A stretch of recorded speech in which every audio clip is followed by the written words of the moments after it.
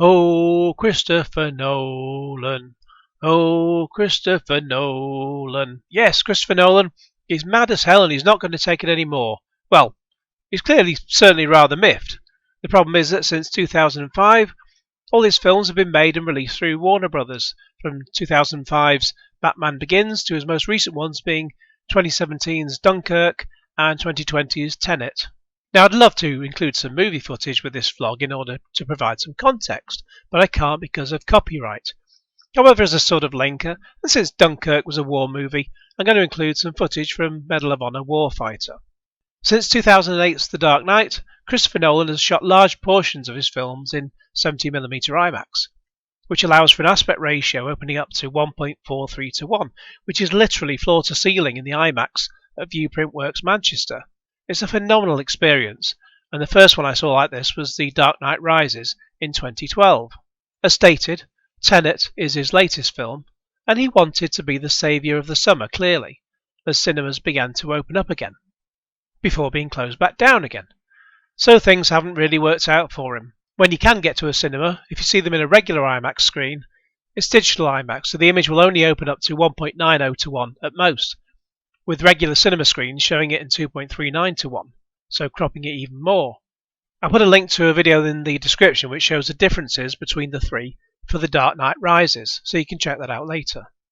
However, as such, this means that you can only really get the benefit from a Christopher Nolan film by going to see it in the cinema that shows 70mm IMAX films.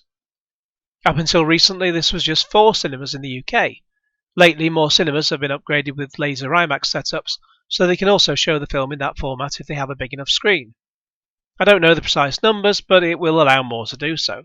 When these films end up on Blu-ray, the 1.43 to 1 scenes are cropped down to 16:9 or 1.78 to 1, so you get most of the effect but not as much as on the big screen.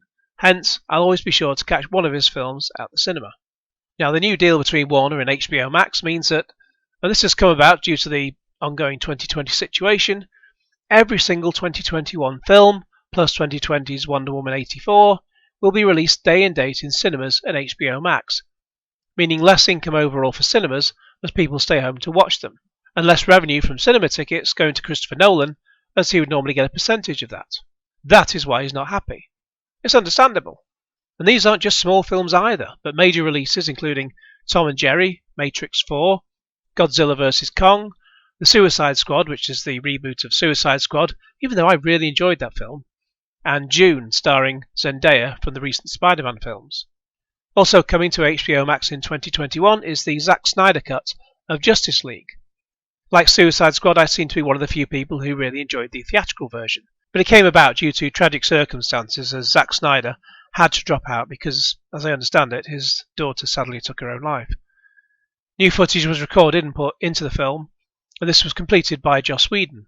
With the Snyder Cut of the film, it's reportedly going to be around 4 hours long, and based on the trailer, it looks a hell of a lot different to what's gone before, so it'll be rather odd to have 2 decidedly different versions of the same film doing the rounds. Personally, I would welcome the option to be able to see films at home rather than in the cinema, depending on which film it is. When it comes to a Christopher Nolan film, the cinema is a must. However, a lot of these superhero films go on way too long.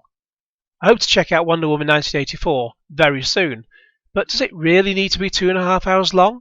The first one didn't. Yes, Tenet was the same length, but with the labyrinthine plot, it really needed that time. The first Wonder Woman film just dragged. Sadly though, if not enough people go to the cinema, we will lose them, so it's a tough call. In addition, these major movies tend to cost at least $200 million each, and you won't get that money back via streaming services. So what are your thoughts? Let me know in the comments below. In the meantime, please like this video, share with your friends, and subscribe if you haven't already, and click on the little bell for all the notifications, and cue Genesis.